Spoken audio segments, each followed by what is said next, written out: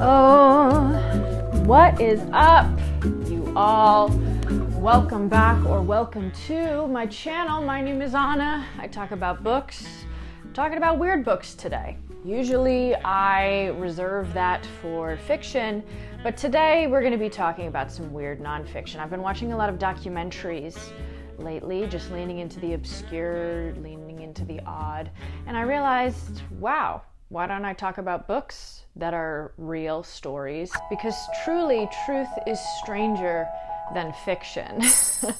I kind of don't want to stretch the word weird too much in this situation because I feel like that might have like a little bit of a negative connotation. But truly, some of these stories are weird. Some of these premises are weird. Some of the concepts of these books are weird. I would say a little bit more strange, odd, maybe captivating in all the wrong ways is the best way to say it. So if I'm going to start talking about weird nonfiction, I feel like I have to talk about kind of like one of the granddaddies, like a classic weird nonfiction, and that is going to go to The Electric Kool-Aid Acid Test by Tom Wolfe. If you don't know what this story is about, this is about Ken Keezy. It's following primarily Ken Keezy. If you don't know who Ken Keezy is, he was the author of great books, but primarily known for One Flew Over the Cuckoo's Nest, which happens to be one of my favorite classic books. He was a character, though, let's just say that much. He was a wild, offbeat individual leading kind of this hippie renegade who he called the Merry Pranksters, traveling all around the United States,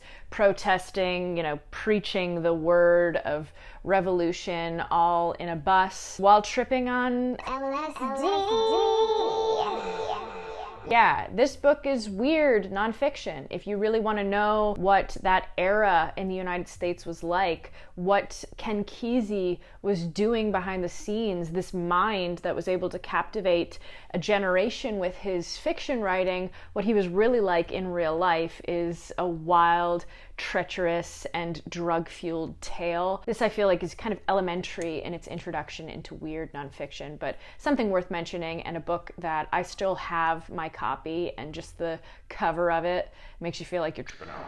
So the next category of nonfiction that I want to talk about is unbelievable stories. What are the chances sort of stories, and somebody retelling their story through like this hybrid nonfiction. The first one that I want to talk about is In the Eye of the Wild by Natasha Martin. Sounds like a very average kind of title. Seems like maybe there's nothing else to it. No. This is a story about a French anthropologist surviving a bear attack. Yeah, she was attacked brutally by a bear near like Siberia, I believe. She was doing some research up there and she was brutally mauled by a bear. I went through a period of my life where I was reading a lot of bear books, and this was in that sphere of bear books. Now, I didn't really know what I was getting into with this. I knew that she was attacked, but I didn't really understand her method of storytelling, obviously, until I read the book. This is much more of like a hybrid storytelling where she's alluding to what happened to her, but also very much embracing the background of the people that live there, the cultural significance of animals and land, and understanding why it happened to her potentially, what she could have done differently, what she could have never avoided. It's very interesting. I wouldn't say it's like a favorite nonfiction that I've ever read, but I think the story is astonishing, and it brings back all of these eerie stories of bears that I've come across in my life. If you've never watched the documentary Grizzly Man, truly a harrowing story of a man's obsession with bears and obsession with the wild. And I think that Martin has a great way of stepping back and looking at, like, what is she doing? Is it worth it? Should she be tampering with nature? I mean, what are the chances that you can survive a bear attack? And if you look at pictures of her, at least facially, she doesn't look like she's been attacked. And how do you like say to your friends, oh yeah, I just was attacked by a bear. What? So definitely strange, definitely odd. 1 in a million chances, hopefully. God, I'm not getting close to bears. I got a whistle on me at all times when I'm stepping out into the wilderness, okay?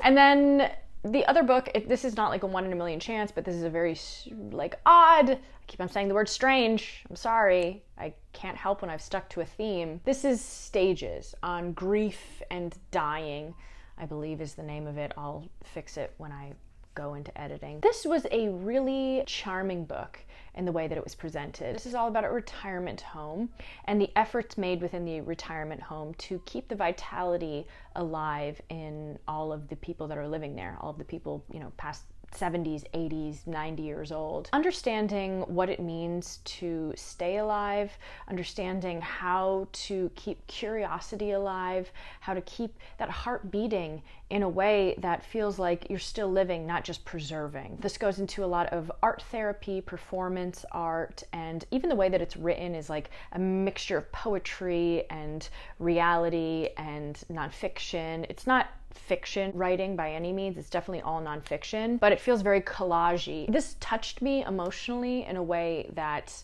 a lot of books that are nonfiction don't. I feel like I get really serious when I read nonfiction because I'm just going in to learn. Even with fiction sometimes, I'm going in just very undivided attention just to learn about the subjects. But this just made me feel vulnerable and emotional. And again, it's weird, it's odd. You feel very atmospheric when you're wrapped in those words and these people's initiative. It makes you sad. It really made me so sad. I remember I read this around the holidays and I just wanted to hug every single person that was past retirement in my family. Yeah, this was unique and I really liked it. Oh my God. Okay, so the next group that I want to talk about is sad situations, strange situations, situations that you would never want to put your worst enemy in. That has a lot to do with cults. I love a cult book.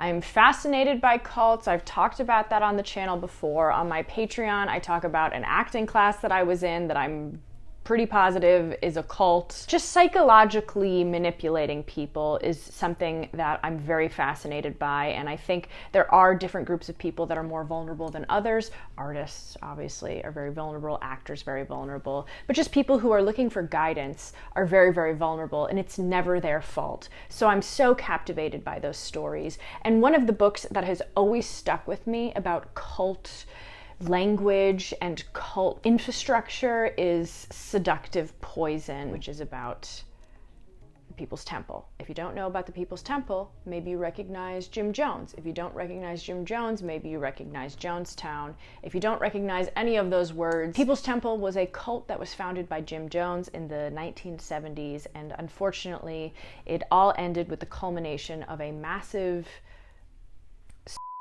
forced in Jonestown in Guyana. This is still such a cripplingly horrifying story to me. I wrestled with putting it into this video, but I just think it's so strangely horrifying how much somebody can manipulate a mass of people, this like mass hysteria that can trickle in, and how people are just so dismantled mentally by a single individual is startling to me. This is all about a woman who managed to escape, and she goes very into how the cult began. Her family members were part of it. They invited her, so she, like a cult mentality, is inviting people and using family or friends to kind of structure that invitation so the person that's invited doesn't feel like they should leave because they're going to be letting their friend down. They're going to be letting their family down. It's so, oh God, it's so odd just how Jim Jones worked. And what I like about this book is that it's a survivor's story. It's not specific to Jim Jones. It's not giving him all of the attention like I feel so much of Jonestown stories do. It's focusing on somebody who survived, and she's focusing on people that she knew. She's giving life to people who she befriended and basically grew with, who unfortunately passed. This is a eerie story. Very quick read, but God, heartbreaking. I feel for those people. I truly do. And it's so scary what people are capable of. Also, to piggyback off of that, Under the Banner of Heaven is also a great book about cults that's leaning more into the fundamentalist sect of the Mormon Church and a murder and just how that whole part of the church was established. Also a John Krakauer book, so obviously I love it. Also, it is raining so loud outside, so if you can hear it, I'm going to be floating soon. And after that, we're going to kind of get a little bit more positive and just looking into like just weird for the sake of being weird. And this is something that I really haven't talked about too much, but it's also a fellow YouTuber's book, which I think is really great. I have no major ambitions to write a book. Maybe one day I'll put my writing into something. I've thought about doing a Substack, and I've thought about doing more writing on Patreon. Maybe like publishing some of my journal entries on there. But this is somebody who has something to say because it's such an odd job. It's such a weird, necessary job. Smoke gets in your eyes. And this is all about a woman who is working in a crematorium, working as a mortician, working as an embalmer, somebody who is looking into people after they die and making sure that they're ready to be buried. What an odd job. That's all I can say, truly. I would like to be cremated, I think, but knowing that somebody would have to see my body in that stage of death is something I really don't think I can wrap my head around yet, honestly. But this gives sort of an illumination to that. It makes it so much more of a actual existence as opposed to something that's like very lofty in our minds, something that we don't think is ever going to happen to us. But I think just talking openly about death, I'm just also realizing now I have 2 books about death on here. I promise that's not something that's on my mind. This does turn into a bit more memoir-y, which I wasn't so in love with. I think I just much more signed up for the actual crematorium, the actual mortician, the actual funeral home experience of it. And I definitely ended up learning a lot about that and how people die, how people are preserved, embalmed, and things like that. So that's kind of what I signed up for with this. So it did turn a little bit more memoir-y, but still, oh, you hear that somebody does that line of work and you immediately think, whoa, but it's just a human trying to make an honest wage. And I think that that is important to understand. Okay, now listen. Probably the weirdest nonfiction that I've read, and maybe even like a little gaggy, and I think the gimmick of it is probably what makes it the most alluring on the list. Butts. Now, if you're thinking, no way, that's a book just about butts, you're kind of half right, because this book, I wanted to love this. I'm sorry. I love that there's a butt. There's a book about butts. I remember reading this and having such high hopes for this. I remember thinking, this is right up my alley. I love a good, like, jokey book that takes something and pivots it in a pretty serious, like, takes itself seriously. But this just kind of immediately shifted gears into like anecdotal stories, building this world that wasn't primarily about scientifically perceiving butts, but just much more culturally perceiving butts, which I think is great. And there needs to be sections of that when talking about butts, because butts have evolved much more past the actual use of gluteus maximus, whatever. I'm not a scientist, okay? It just felt like kind of a stretch to create these conversations that weren't being had, like unnecessary conversations, and some really necessary conversations, and so many historical things that I didn't realize about butts or people with famous butts, but then just some of it felt like a tabloid magazine just riffing on celebrity butts, and it felt a little silly. But I think it had a lot of potential. It just never fully reached that potential in my eyes. But yeah, butts. That's a weird one, for sure. Just booty. Booty, booty, booty, booty, rocking everywhere. Rocking everywhere. That's all. So yeah, I am going to continue to read weird nonfiction, weird, odd, strange nonfiction. and hopefully you will also invite them into your worlds.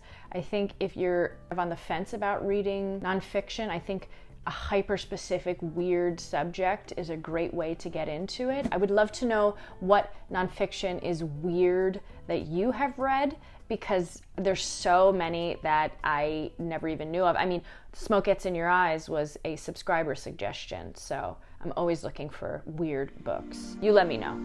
You guys are wonderful. You're fabulous. Thank you so much for being here. I will see you. Be a weirdo. Who cares? Just be a weirdo. Nobody cares. Get weird with it.